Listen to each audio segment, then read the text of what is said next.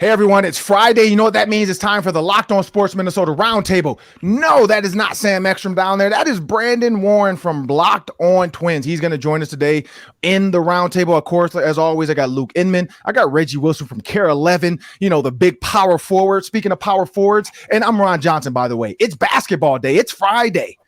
And this could be the end for the Timberwolves, but we'll talk about that. We'll talk about that because it's a big basketball day. Hockey is coming, and the Wild are in the playoffs.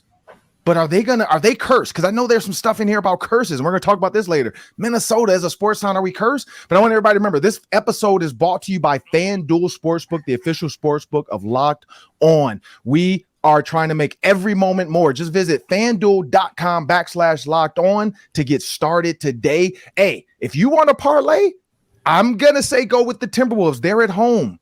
When they're at home for the play-ins, they're undefeated. And we know there's some tears that might flow. There might be some girlfriends being kissed on the court. But, fellas, we got to get locked in on this show. What you got for me today, Luke?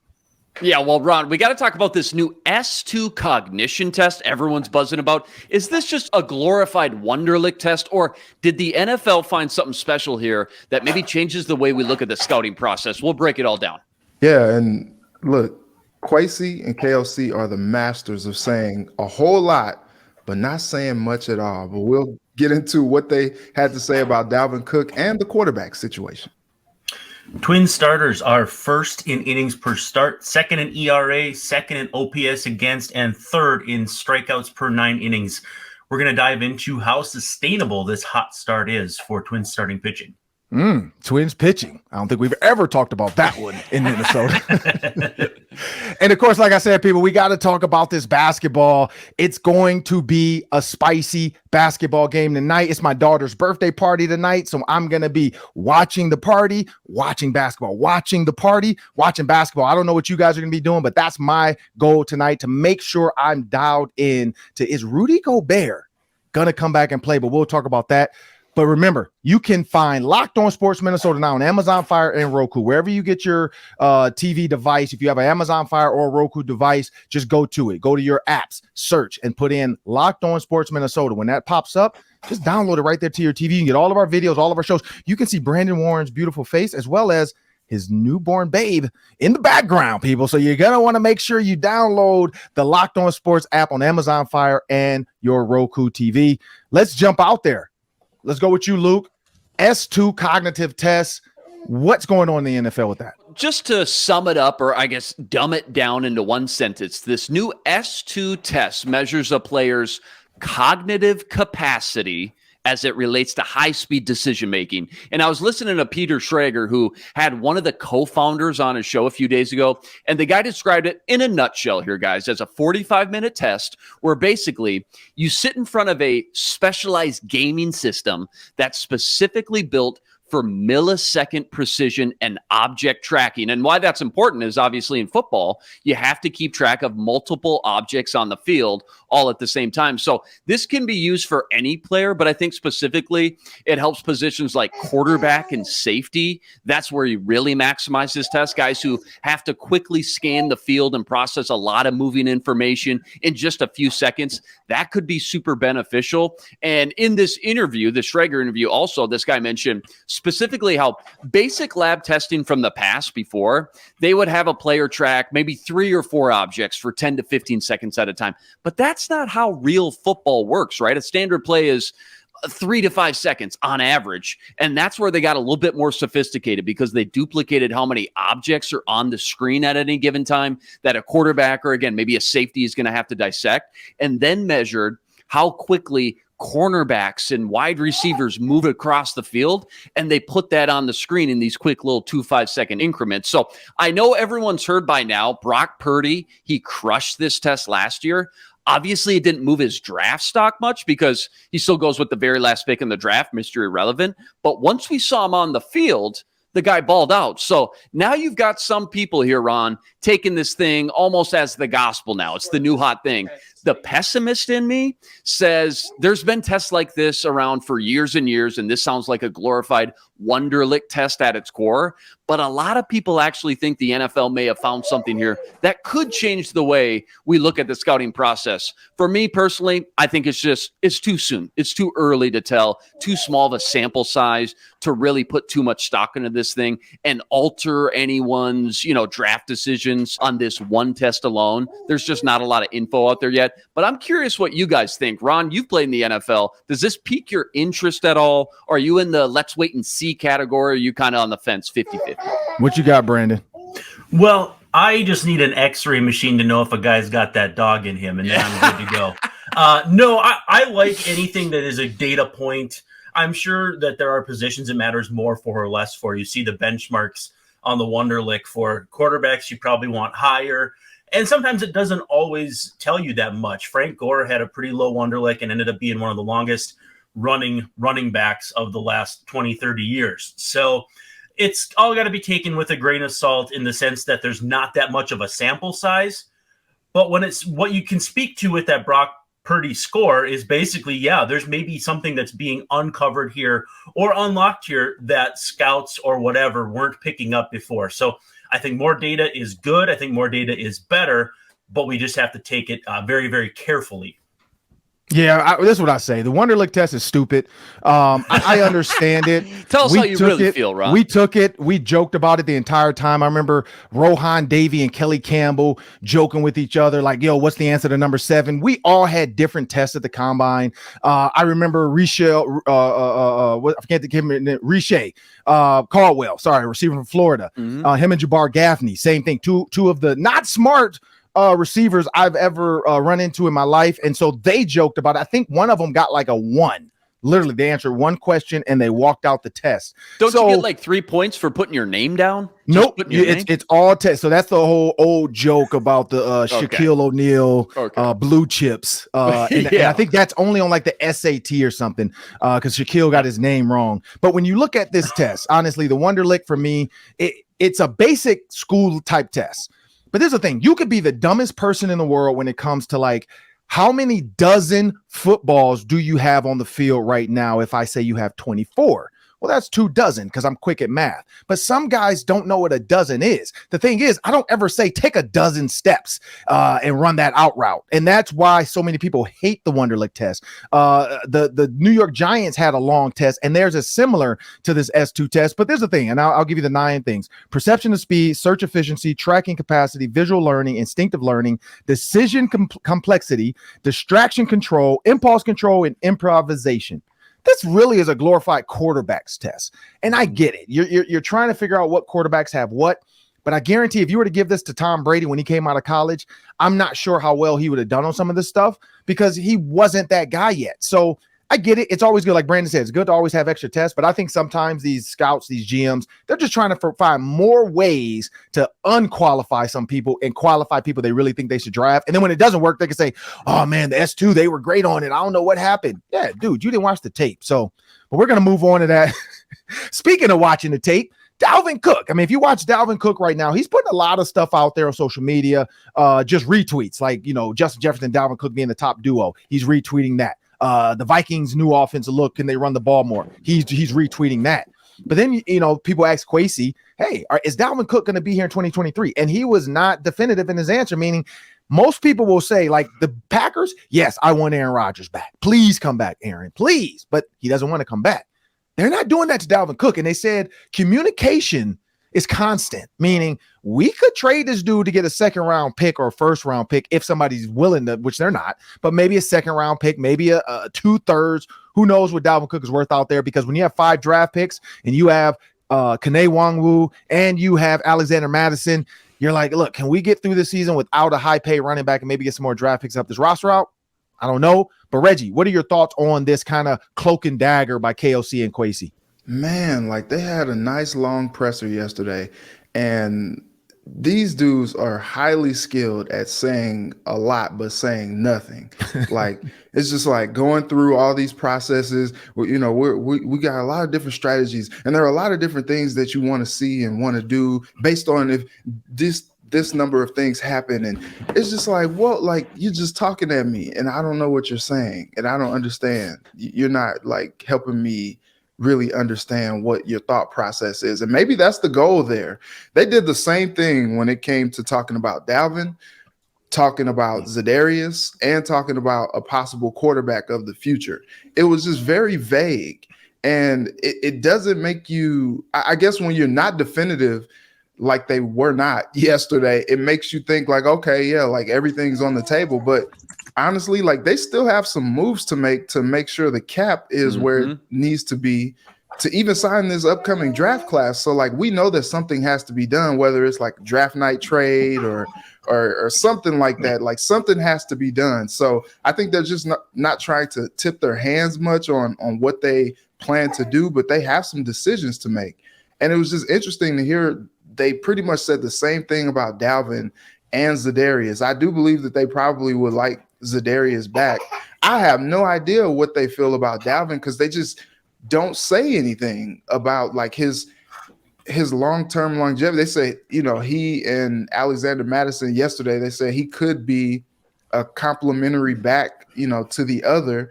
But then it was just like, but conversations are still ongoing. Like, what are those conversations? Are you talking about how he fits in the offense? Are you talking about moving on from him? Like, it's just like you said, Ron, there's so many different things that we're getting from Dalvin himself. Does he want to stay? Does he want to go? Like, I'm pretty sure that number that he's getting paid, he wants to continue to get paid that, but it's just not possible with the cap situation. So it's very confusing. Listening to those press conferences, you don't really glean a whole lot. You try to read between the lines, but then it's like you probably need a PhD in reading in between the lines just to figure out what's going on. Yeah, what you got, Luke? Yeah, I think Reggie's right. Like, it's not possible, just as we sit here today, to keep this guy on the contract that he's at. So he doesn't need to say much when he's up there at the pressers. The day they signed Alexander Mattison, I think put the writing on the wall because they couldn't afford both these guys with no money to play with this year. I think Kwesi's been working behind the scenes to get a deal done. I really do.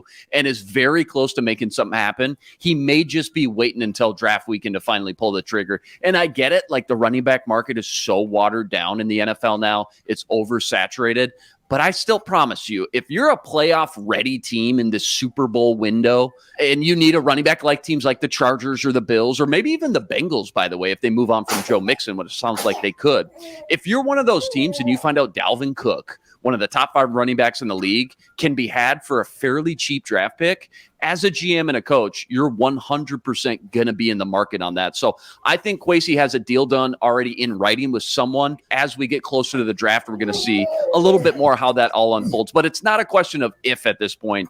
It's a matter of when, as far as Dalvin being traded. Because, again, like Reggie said, they desperately need to clear some of this cap space. And I expect it to get done by draft weekend. Yeah, what you got, Brandon? The only thing we know is that we don't know anything at all, but I think the writing is on the wall. They brought in Dwayne McBride. They had a visit with him, and they don't have a second-round pick. So, I mean, connect the dots. I think it's maybe they don't spend a second-round pick if they get one for Dalvin or a third. But the thing that we know, I think, too, is that there's going to be trades, whether it's players for picks for picks. The writing or the pattern is there. It's not just when they had Rick Spielman. It's also Kwesi. Kwesi's going to want to wheel and deal, and I think they're going to want to find a way to get a second-round pick somehow or another. So it's going to be a whirlwind. The only thing that I know is if I'm watching the first round, hoping to for sure see a Vikings pick, that's pretty tenuous too. So there's a lot of balls in the air, so to speak. I'm excited to see how it all happens, but I promise you, none of us know for sure what's going to happen, and maybe even Kwesi doesn't either. Yeah, this is where I go with it. I think Reggie's right. Like, it's a lot going on. Kwesi went to Princeton. I mean, come on now. Like, so we know he's going to be very smart and strategic. After their comments earlier last year, I think when they said, like, we know Kirk Cousins isn't Tom Brady. They're very careful now. They are very careful with what they say, because every time either of them grabs the mic, I know PR is over there like, oh, Lord, please don't say it. Please don't say it, because they just want to say everything. Like, they're new to this. And so the comment of ongoing conversations and we are solution oriented, that just leads me to believe that they're trying to find a way away from these two. Za'Darius wants to be cut, but they don't want to just let him go, I think. And I agree with Reggie on that. I think Dalvin, they're either going to try to trade him. And honestly, if they cut him after June 1, they'll save $9 million. That's going to help them get that whole draft class signed. If you think about how much each rookie makes, that will sign an entire draft class by cutting Dalvin Cook June 1. So honestly, from a dollar standpoint, I think it is going to become a June 1 cut if they can't find a dance partner before the draft. And even post-draft, even after the draft, because everybody might draft and then say, okay, we could use a Dalvin Cook. Let's go trade with the Vikings. And the Vikings might just want to trade him to get the money off their books. But if they don't, cutting him would get them that. So it's time to move on now, because this is the one I'm excited about, this one, because I hear about pitching nonstop in Minnesota. That's all everybody talks about. They can't win without pitchers. You got outfielders pitching in some games. You got Tortuga, I think one game, or the Turtle pitching way back. I remember just seeing stupid, dumb pitches, and people are like, do away with this. Allow teams to bring in extra pitchers to get through these late innings when the game's out of reach and it's just a dumb game. Double headers, I know they were doing that. But the Twins, I have a thought about this and why their pitching's doing well. But Brandon, before we jump into what's going on with this, the pitchers, remember, people, we are a proud partner with Care 11. Just visit care11.com /locked on, and you can see all of our videos, all of our shows right there on Care 11. And again, you can go back and look at old videos as well. If there's a video you want to see, an Adam Thielen interview, you want to see a question with Josh Metellus, any of that kind of stuff on there as well. Mel Blount, former Hall of Famer, former Steeler. Just go to care11.com /locked on to see all of our videos and all of our shows. And we have a word from our sponsor. Thanks, Ron. Just a quick reminder to stock up on Built Bar for that perfect midday snack on the go, made with collagen protein, so it's easily digestible and provides tons of health benefits. Each bar has just 160 calories and 15 grams of protein, packing the perfect punch of nutrition and taste. Ditch the calories, fat, and sugar and grab yourself a Built Bar. Eat something that tastes good and is good for you. Go to Built.com, use promo code LOCKEDON15 and get 15% off your order. That's promo code LOCKEDON15. All right, fellas. Well, we got to talk about this pitching, because the pitch clock and Twins pitching seems to be going hand in hand and working together. Brandon, what's going on with the Twins pitching? Well, for one thing, they attacked the depth. You've just seen too many times in recent seasons where they've had to dip into AAA for guys who clearly weren't ready. Now, they're going to do that with Louis Varland here in Yankee Stadium, but that's more to give a guy like Kenta Maeda a little extra space. He was dealing with fatigue, coming off Tommy John surgery. But the nice thing is they have that maneuverability without having to force someone who's not ready. But as I noted at the outset, 6 innings pitched per start is number 1 in MLB. That's ahead of the Rays, who are undefeated. That's ahead of the Dodgers, who have incredible pitching all the time, unlimited resources to go get more pitching. Second in starting pitcher ERA, second in OPS against, third in strikeouts. This is an unrecognizable starting staff from the last 5, 7, 10 years. And again, it's depth to me, though. Kenta Maeda, second in Cy Young voting a couple years ago, and he's their 5th starter. They went out, they've attacked pitching depth. None of these 5 that are in their rotation are homegrown. They've got some guys coming up. Varland is one of them. Bailey Ober's homegrown, but he's down at St. Paul, and he pitched the night before last, so he wasn't going to come up here. They have some guys coming up, but in the meantime, they've made some trades. They've made some moves in free agency. They're in a good spot right now as far as starting pitching depth. And if any of those guys goes down, they're still in a good spot to dip into the minors. So I like the approach of going with 5 starters who are all pretty good, as opposed to spending a ton of money at the top and then having it kind of trickle down. And the Yankees are an example of that. Garrett Cole makes a ton of money, and then they got a bunch of young guys. I would rather spread it around. That's what the Twins are doing. They may not keep a 2.31 ERA the rest of the way, but they're going to be good. Yeah, what you got, Luke? Yeah, I'm just curious, Brandon. I know we're still working with a small sample size, all things considering, long season, obviously. But is there one guy of that group? I know you mentioned a lot of depth, which is outstanding. But is there one guy, starter or reliever, that maybe has just impressed you the most and maybe just been a little bit of an overachiever at this point, just based off your preseason expectations? I don't know how you'd pick just one. It's kind of all of them. But yeah. Pablo Lopez, to me, is the number one with a bullet if I have to pick one, just because the velocity is picked up. He added a sweeper, and he's kind of like limited the pitches that got him into a little bit more trouble with the Marlins. And so he's been just absolutely phenomenal. He's given them everything you could imagine, and he gave up base runners to the first 4 against the White Sox and then retired the next 23. I believe it was 23 in a row, and just absolutely amazing effort. When games like that would go sideways with the old Twins, that would be a 5-2 loss, a 7-2 loss. And instead they chipped away, and he stayed just dominant the rest of the way. I've been absolutely thrilled with his production. I know Luis Ariz is hitting like 500 with Miami, but both teams won that trade. Yeah, what you got, Reggie? Yeah, I was going to say that, like, can't think of a more even trade that I've seen in recent history. That's just amazing what they've done with Pablo. I remember going down to spring training a few weeks ago and talking to everybody, and they were talking about just how lively the arms were already, like just mowing guys down out there at BP. Like, I saw a lot of swings and misses, and, you know, Carlos Correa, Byron Buxton, all these guys just striking out with these guys on the mound. And it's just like, wow, like, this team is legit. But you look at some of this stuff, you know, you got the Minnesota Reds, you got Sonny Gray. He was their opening day starter a few years ago in Cincinnati. And you got Tyler Mahle. He was there, I believe he was their opening day starter last year with the Reds. So, like, these are two guys that you have that are just kind of like, one's middle of the rotation, one's right behind him. And then you had last year's opening day starter, Joe Ryan. He's third right now in the rotation. Like, that's a luxury to have all these guys top to bottom, the type of success that you have. You know, you mentioned Kenta.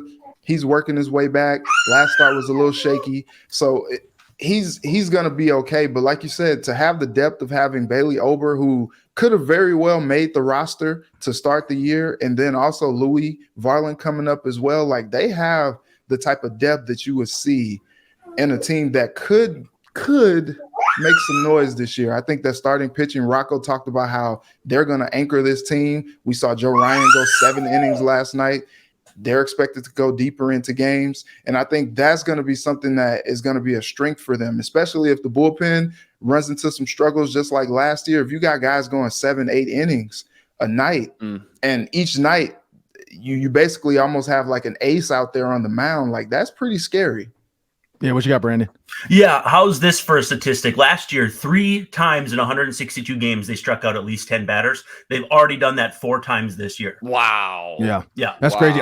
This is where I'm going to go with it. I think it's the pitch clock. I'm going to go pitch clock. I think when you can take out a lot of the thought and a lot of the overthinking, and it's just throw the damn ball, these guys are doing it. Like Keyshawn Johnson, you say, just throw me the damn ball. Now pitchers are able to just throw the damn ball. And I think that's the answer to this. They are just throwing the ball. They're not thinking. They're getting their signal and they're throwing it. They're getting their sign and they're throwing it. One, the Astros don't have time to cheat because you don't have enough time to tip your hat and say, boom, here's what I got. Like, think about speed poker and why so many amateurs online used to do well in speed poker. It's because you don't have time to think. You're just betting the bet and you're just going with it. And if you get the cards, you get the cards. If you don't, you don't. But when you are able to bluff people and you got all this time and you're doing it that way, and even when you're face-to-face speed poker, that's what I equate to this pitcher right now. I think, one, they are good, but 2, you're taking a lot of that thought process out of it. They don't have time to overthink every pitch. It's just get out there and throw the ball, man. You're good. You're a pro. You've done this before. Well, we got to jump in this and talk about tonight's game. This is the main event where everybody wanted to see what was going to happen. And when you think about the Timberwolves and what they've been through and how, I mean, honestly, I don't know if you wanted the Grizzlies. I think the Lakers-Grizzlies, I think the Lakers can beat the Grizzlies the way they're made up and the way Anthony Davis has been playing. And now it's time for the Timberwolves to go in this playing game. And here's where I go with this quick. The Timberwolves, this is going to be a make or break game. One, how is Rudy Gobert is he going to play and how is he going to play? If he does play, what does that relationship look like? Now, in my opinion, that punch was a little brother, big brother punch. Like, it wasn't a Draymond Green or Jordan Poole, I don't respect you punch. It was a punch in the chest, running high behind mama. That's what that was to me. That was not like I'm going to knock you out, because he had a clear shot at the face and he hit him in the arm. So to me, that's just a big brother punching the little brother. And the team said, look, you can't do this. One, on national TV. Did this in practice. Maybe we get away with it. National TV. You can't do this. But the Timberwolves' biggest issue is Anthony Edwards. Anthony Edwards has to shine. Now, if that shoulder's hurting, we saw him fall on it, and he was cold before that anyway. He has to understand, and this is where Michael Jordan was one of the best at this. When it wasn't his night, when he wasn't feeling it, it wasn't often, but when he wasn't feeling it, Scottie Pippen would take over. He has to trust Mike Conley and karl-Anthony Towns to get it going, because if he doesn't have it, him shooting 9 threes and missing is a waste of a time down the court. If you know you don't have it, and guys know this, just like pitchers know, if their curve isn't working, they're not going back to the curve. I just think for the Timberwolves game tonight, the biggest thing for me to watch is Anthony Edwards. If he's slashing and dishing and going early and dunking on people and being aggressive, they're going to win this game. If he's shooting like awkward 3-pointers and not making them all night, it's it. We're going into the offseason. Everybody's talking about, man, we need to trade Rudy Gobert or trade Karl-Anthony Towns or figure this out. Or because, again, I know they haven't played together for long, but I just don't feel like it works. You're the 8th seed, and you're basically in the same spot you were last year with the blockbuster trade. You lost all your picks. That was a dumb move, in my opinion. I don't know. What do you think, Luke? Yeah, on one hand, I think the thing that everyone still keeps in the back of their mind, that despite all the ups and downs, the roller coasters of emotions, is that they've got the talent. This is a talented team that forces you to have at least some optimism and be a little excited. This is not one of those old school Wolves teams where year after year after year, they draft all the wrong guys, even with all these top 5, top 3 picks, and they end up with one stud like a KG for all those years and just nobody else around them. This ain't those Wolves. Like, the talent is there. But then on the other side of the coin, obviously, the identity for this team, for whatever reason, is just almost non-existent because they're just so inconsistent game after game. You never know what you're going to get from them. They lead the NBA with 11 blown fourth quarter double-digit leads this year, which is insane. So you never know what you're going to get. It's madly frustrating. But having said that, and just knowing the type of team this is by now, watching them all year do this, I think they find a way to win tonight. I really do. Not for any specific reason other than this is just what this T-Wolves team does. And I think between having, their backs against the wall tonight, coming off the brutal loss, and also having this home crowd behind them. A home crowd, by the way, just real quick, for the most part, this home crowd's been outstanding. Even going back to that last home game versus the Lakers that was on ESPN, Target Center's been rocking lately. But between the home crowd, the talent up and down the roster that I just think it's just flat out better than OKC's, I think it's going to be enough to get them over the hump, sneak them in the playoffs, and then the roller coaster ride can at least last, a couple more games at least. So that's Brandon, my prediction. I'm curious what Reggie thinks. Yeah, Brandon, what you got? Well, I need 10-10 and a couple blocks from Rudy tonight. He's got to play. 10-10. I mean, it's the price paid to get him and everything, even if he's on the court as a decoy or whatever. He's a decoy anyway. Yeah, well, I mean, it doesn't help that he's dinged up. It doesn't help that Ant is dinged up. But I agree with you on the big brother, little brother thing. You can do these kinds of things with your buddies and be fine with them an hour later. I know he texted the group, et cetera, et cetera. And I think, too, it would have been maybe nice to win that first play-in game and get Memphis, which is very obviously a compromised basketball team with all the injuries. But this Wolves team has responded better against tougher teams. They lose to the Knicks. They lost a few games. Detroit Pistons, they lost games that they had no business losing this season. I think they show up tonight.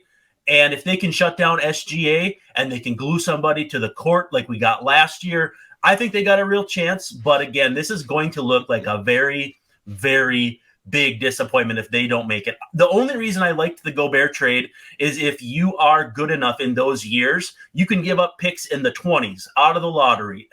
Those guys are kind of wild cards. You might get a Luka and you might get an Ndudi Ebe, or however you see it. Say it back in the day, the draft pick that the Wolves completely botched. So I need to see Gobert tonight. I need to see at least one of Cat, Ant, Conley, one of those guys come up big. We're not going to get Patrick Beverly jumping on the scorer's table, but I still see a W. Yeah, what you got, Reggie? Yeah, this whole thing is interesting. I go back to Christopher Hines from the Strip.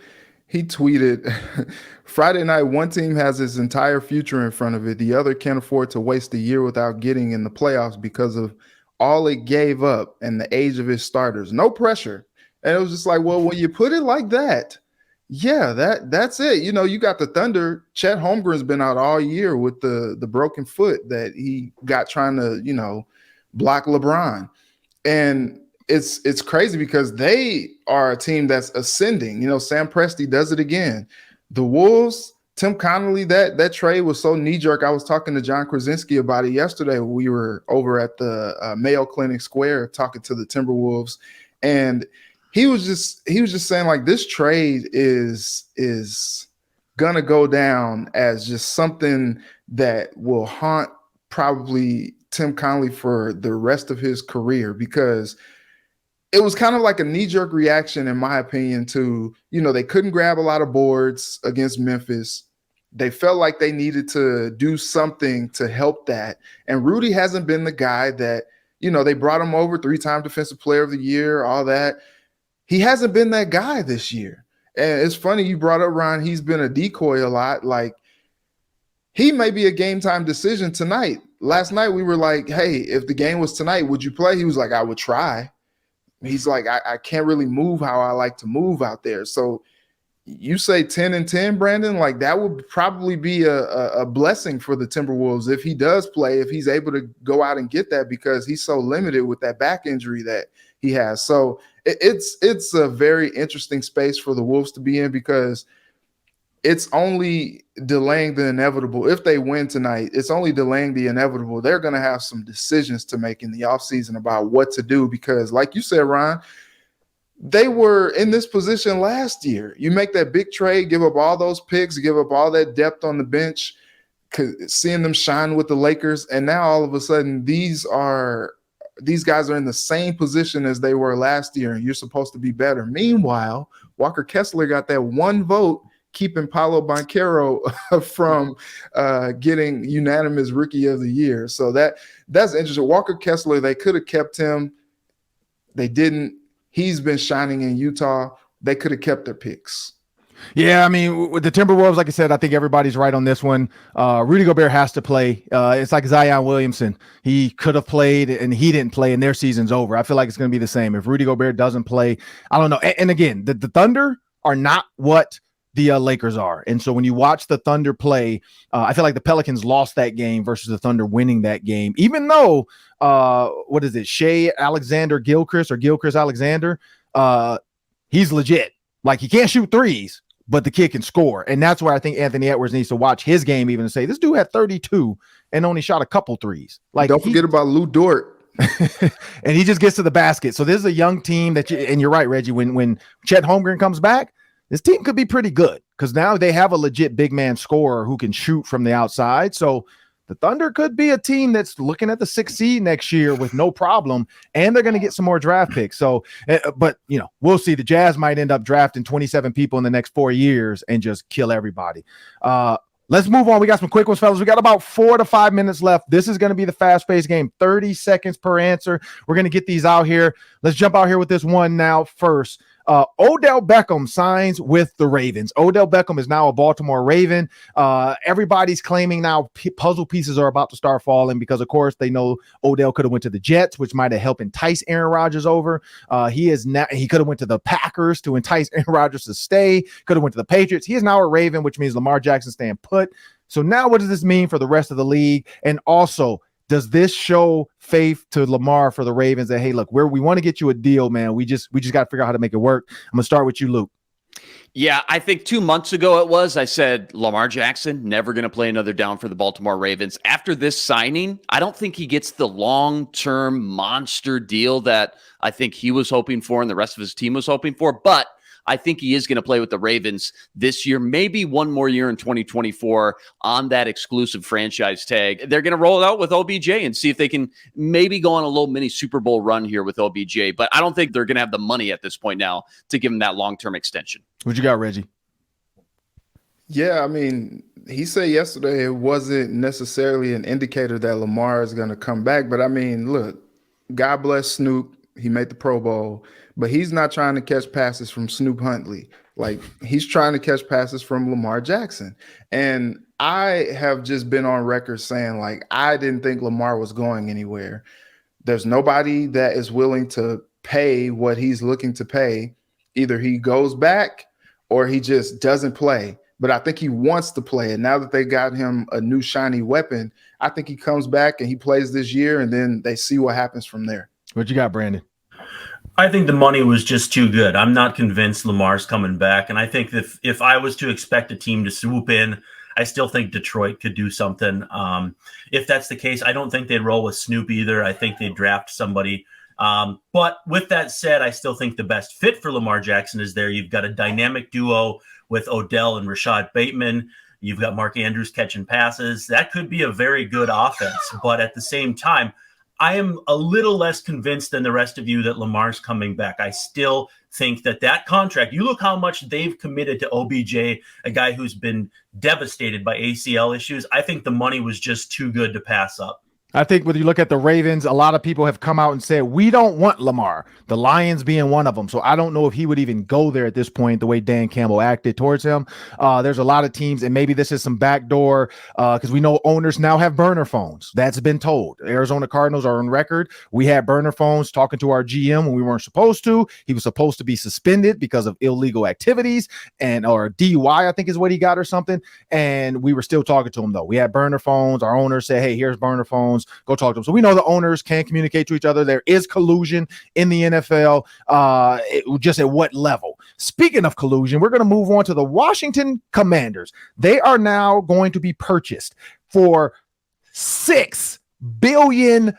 I feel like what was that? What was the dude? The Goldfinger guy, the movie Dr. Evil. Dr. Evil, yeah. I felt like still $1 trillion, like $6 billion. And when you think about that deal, the coach McDaniels went on record saying, I had to pay for my own coffee. So when you look at now the fact that they got an F-, which I don't even know how you get an F-, that's not a real grade. So that's even worse than a real grade. And now they are selling their team for $6 billion.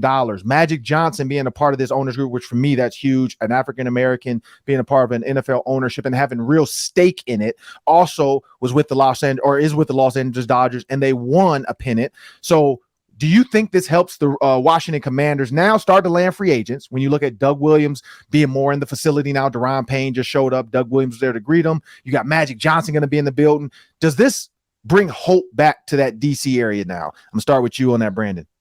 I don't think it could have gotten any worse. And at that point, too, I think Daniel Snyder was the one holding back that organization. He was the impedance to them being even better than they were. They've gone through a lot of turmoil. The RG3 era, Kirk Cousins getting paid on the franchise tag over and over again. All those big name free agents they signed from Albert Hainsworth on. To me, it just it can't get any worse.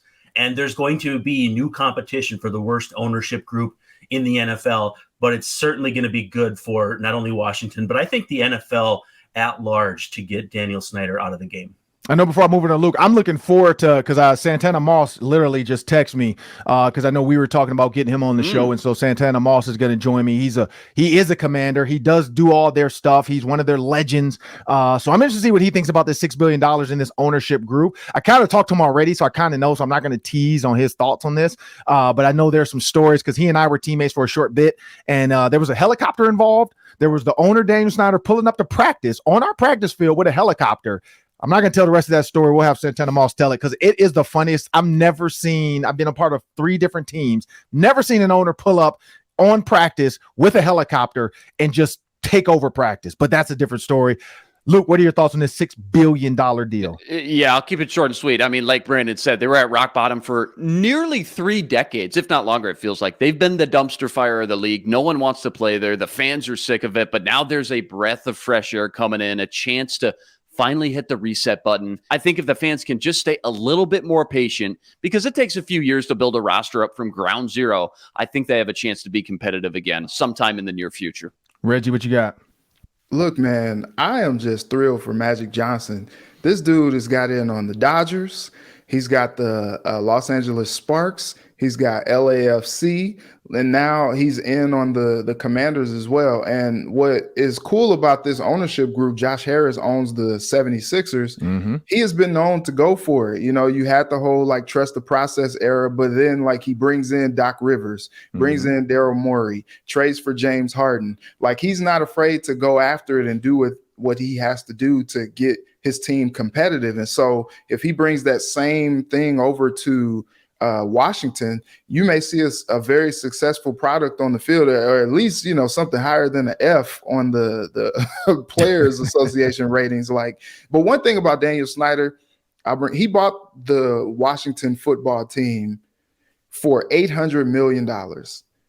He gets out like a fat cat. Yep. $6 billion sale without really doing a whole lot to improve. Like, I've been to that stadium. The stadium's kind of a dump. Like, the facilities guys have complained about, as we mentioned, the F. And so this dude made out like a man on the moon just with the deal that he got. And it's kind of sad, but Mina Kimes ripped him apart for just being one of the worst franchise owners in his tenure.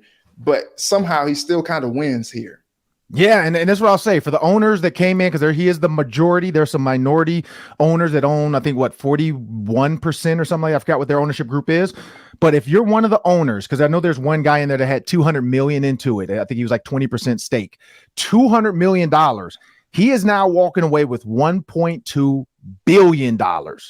He went from $200 million to he's going to get a check when they cut that check for $1.2 billion. So I am excited for Magic Johnson as well, because, and here's the thing though, man, like it's $6 million, and we'll talk about this next week. So make sure you guys come back, because I got to talk about this. Is where are we going with this? Because I don't see a team being worth $10 billion. Like, where are we going to go? Like, what's the ceiling for NFL owners in these teams? I know inflation goes up, houses go up, but $6 billion? Like, are we going to have a $10 billion team? Like, where are we going? Like, there's got to be a ceiling. Ron, to your point, the Milwaukee Bucks just sold a stake, not even the whole thing. They sold a stake of their team for $3.5 billion to the Haslams. Like, how much is it worth overall if just a stake? They're saying 7-8 billion now. I'm guessing they're saying 7-8 billion. I mean, when you got the Greek Freak, you got billions. One quick one is going to be really quick before we get out of here, man. We're going to do this every week now, because I'm just going to give you 3 choices. Trade up, trade down, or stay where you are. We're talking about the Minnesota Vikings in this NFL draft, 27th, 28th, 29th. But that first round pick, because there's a big draft party at US Bank Stadium. We're going to be doing Vikings Game Day Live. We're going to be doing draft pick central. And if there's not a draft pick, we're just going to say, hey, thanks for joining us today, and see you tomorrow. But what do you guys think? Really quick, trade up, trade down, or stay where they are? I'm going to go with you, Luke. Trade up, go get your guys, target a quarterback. Start planning for life after Kirk Cousins, who's 35 and a free agent next year. I like Hendon Hooker and Will Levis. Realistically, just knowing how the board should fall, but that's why the draft's fun. You never know what you're going to get, and every year something wild happens. Go get your guys. Trade up. What you got, Reggie? Just knowing what we saw last year, just upset that I was ready to go on air, talk about their 12th pick, and they trade back to 32nd, and they're literally picking as I'm going live on the air. I might still be upset about that. But just seeing what I've seen, especially knowing that they don't have that second round pick, like, I can see him trading back more than anything. What you got, Brandon? I think you try to get Hendon, but you try to trade back and find a 2.